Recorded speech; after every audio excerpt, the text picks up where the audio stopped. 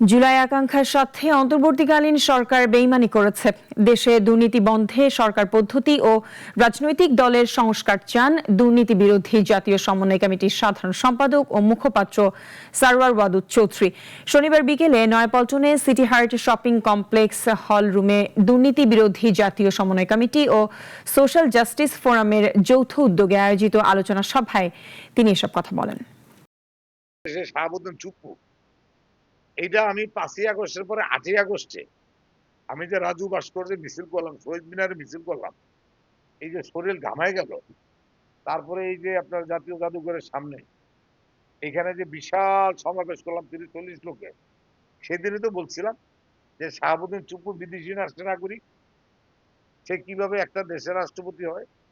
এটা বাংলাদেশের জন্মের ইতিহাসটাই যদি প্রশ্নবিদ্ধ হয়ে থাকে, একটা বিদেশি নাগরিক যদি এই দেশের মনে করেন যে রাষ্ট্রপতি হয়, আর এই বাটপার চুপ্পু এখনো বলতে আসবে বিচার করবে।